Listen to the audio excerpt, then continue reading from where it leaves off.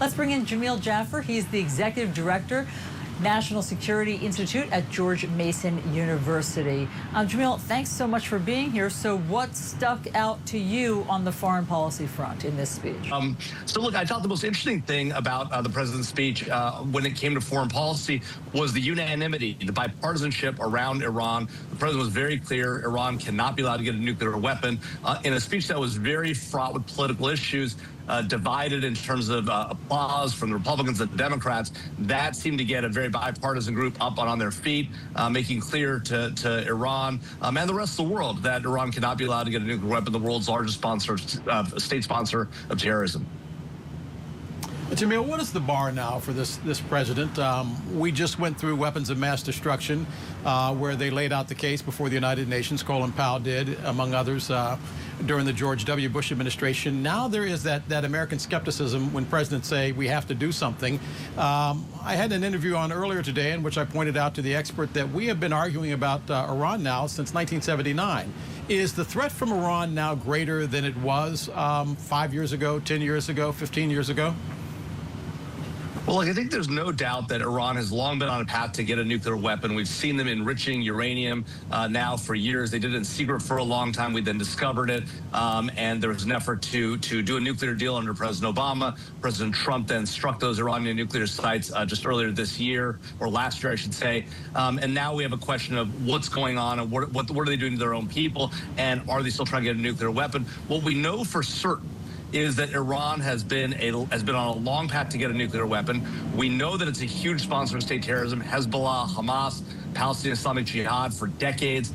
And what we also know is the way they've treated their own people. We've seen the uprisings that we've never really backed effectively, whether it was the uprising around the Green Revolution, right, the Mahsa Amini protests, and now these protests that, again, we haven't been able to get around the Iranian people and help them. And so now the question is, will President Trump take action? And will it be about the nuclear program, about something larger? He says he wants to negotiate. He wants to find a way to a deal. He's still currently in negotiations. But we've also engaged in a huge buildup. That does look like the president's prepared to strike. That's what he laid out the case for today. We'll see if he goes ahead and does that. Jamil, what about the president's quote that we started with there, that he has said more than once about all of the wars that he ended? He ticked through, I think, 8 different conflicts. What are your thoughts on that? Well, I mean, look, it's hard to know what role he really played in a lot of those conflicts. He obviously wasn't directly involved in a lot of those negotiations. Some of his people did it on his behalf. But there's no doubt that at some level, the president has tried to tamp down global conflicts. Of course, the places where he's been most involved and been most vociferous, and the ones where he said he would get it done even before he took office, Russia and Ukraine, he has not been able to bring to a close. No matter how much pressure he's tried to put on Vladimir Putin and the Ukrainians to come to a deal, Vladimir Putin continues to brutally attack that country, a country he invaded unlawfully multiple times, first under President Obama and then later on, and has continued to hit civilian facilities. And President Trump has not been able to bring that to a close. So he can list 8, but the truth is the one that he's been most focused on and the one the American people are focused on, Russia and Ukraine, he's not been able to bring to a close. And the question is, will he be able to bring that one to a close? Still TBD on that question. Jamil, we have gone from walk softly and carry a big stick to a world where hyperbole rules. The president has not been shy about saying what he has done. But he last spoke about Iran's nuclear program, saying he obliterated Iran's nuclear program. And yet here we are right now negotiating over Iran's nuclear program.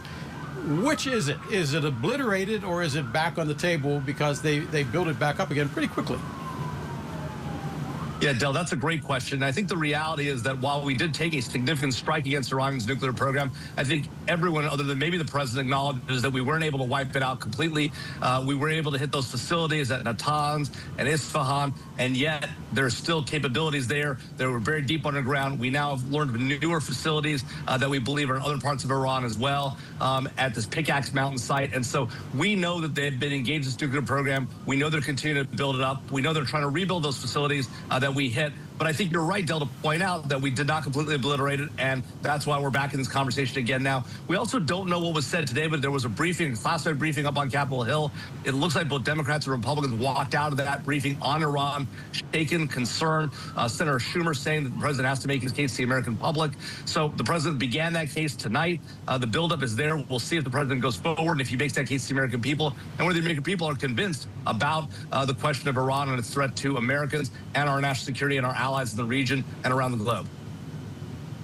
Jamil Jaffer, Executive Director, National Security Institute, thank you for all the insights.